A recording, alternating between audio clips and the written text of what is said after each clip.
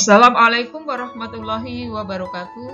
Berjumpa kembali bersama Bu Dwi Sugianti dalam kegiatan belajar IPS kelas 8. Pada kesempatan kali ini kita akan membahas materi pendistribusian kembali atau redistribusi pendapatan nasional.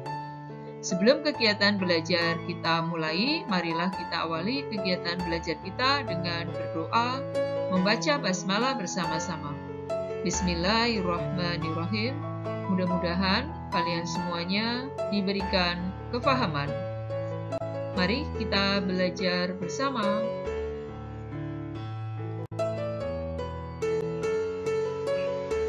Anak-anakku sekalian, tujuan pembelajaran kita adalah setelah mengikuti kegiatan belajar hari ini, diharapkan kalian mampu menganalisis pendistribusian kembali pendapatan nasional.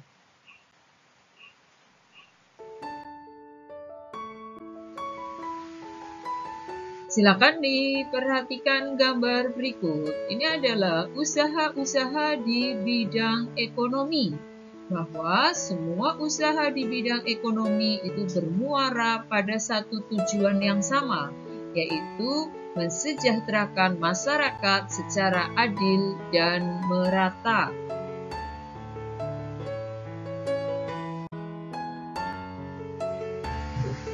Sebelum kita membahas mengenai redistribusi pendapatan nasional, lebih dahulu kita bahas tentang pengertian pendapatan nasional. Pendapatan nasional adalah jumlah pendapatan yang diterima oleh rumah tangga keluarga atau RTK di suatu negara dari penyerahan faktor-faktor produksi dalam satu periode dalam waktu tertentu. Istilah lain dari pendapatan nasional disebut juga sebagai produk domestik bruto atau yang biasa disingkat dengan PDB. PDB merupakan salah satu dari indikator penting untuk mengetahui kondisi ekonomi di suatu negara dalam satu periode tertentu. Maka makin tinggi PDB suatu negara, makin baik perekonomian negara tersebut. Perbaikan pada ketimpangan pendapatan dapat dilakukan melalui upaya redistribusi. Redistribusi atau pendistribusian kembali pendapatan diartikan sebagai sistem pendistribusian kembali pendapatan dari masyarakat kelompok kaya ke masyarakat miskin, baik yang berasal dari pajak atau pungutan-pungutan lainnya. Distribusi pendapatan tersebut harus direncanakan sedemikian rupa agar menghasilkan pembagian pendapatan yang adil dan merata.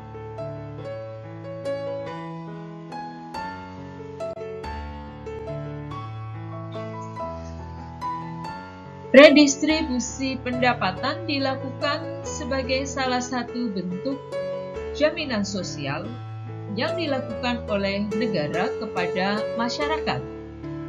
Jaminan sosial bukanlah pengeluaran publik yang sia-sia, melainkan sebuah bentuk investasi sosial yang menguntungkan dalam jangka panjang yang dilandasi pada dua pilar utama.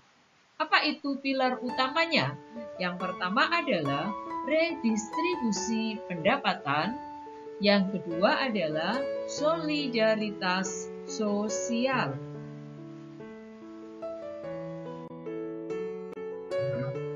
Bentuk redistribusi pendapatan. Redistribusi pendapatan dibagi menjadi dua bentuk, yaitu ada bentuk redistribusi vertikal dan yang kedua ada redistribusi horizontal. Redistribusi vertikal seperti apa? Ini menuju pada transfer uang dari orang kaya ke orang miskin. Nah, di sini jaminan sosial merupakan dukungan dari masyarakat yang kuat kepada masyarakat yang lemah. Redistribusi horizontal ini berupa transfer uang antar kelompok, yaitu dari kelompok yang satu ke kelompok lainnya. Di sini, jaminan sosial merupakan dukungan finansial yang diberikan kepada anak-anak yang kelak akan membayarnya ketika dewasa atau orang-orang yang sakit manakala sehat.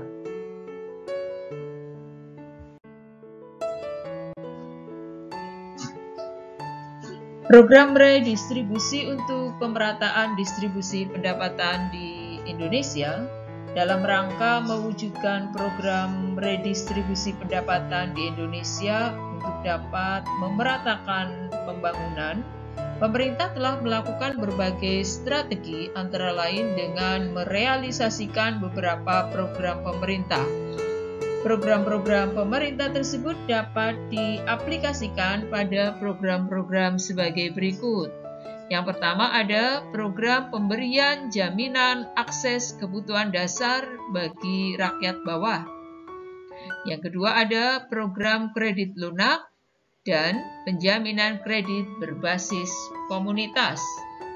Yang ketiga, pengembangan usaha atau industri kecil.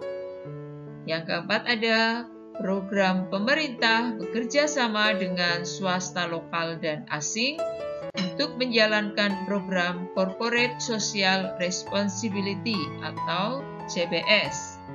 Dan yang terakhir, pemerintah konsisten dalam mewujudkan kebijakan penegakan hukum dan keadilan sosial.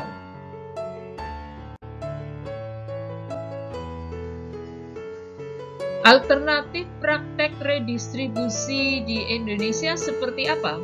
Yang pertama adalah berupa pemberian subsidi dan yang kedua adalah berupa pengenaan pajak.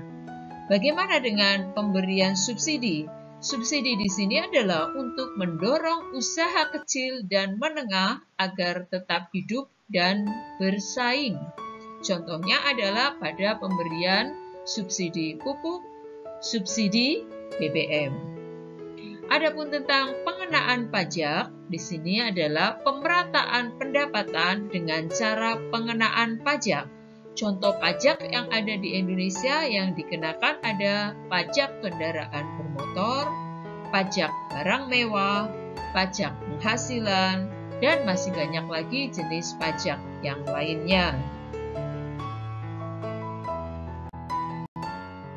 Dari pembahasan kita tentang pendapatan nasional dan redistribusi pendapatan nasional, kita bisa membuat sebuah rangkuman di sini bahwa pendapatan negara sebagian besar diperoleh dari penarikan pajak.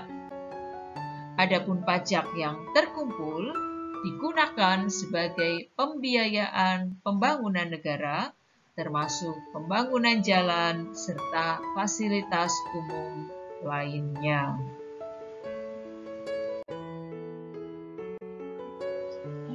Demikianlah pembahasan kita hari ini tentang materi redistribusi kembali pendapatan nasional. Sampai berjumpa kembali pada pokok bahasan materi selanjutnya. Jangan lupa di like dan subscribe channel ini ya. Terima kasih atas perhatiannya. Kita akhiri pertemuan kita dengan membaca hamdalah bersama-sama. Alhamdulillahirabbil alamin. Wassalamualaikum warahmatullahi wabarakatuh.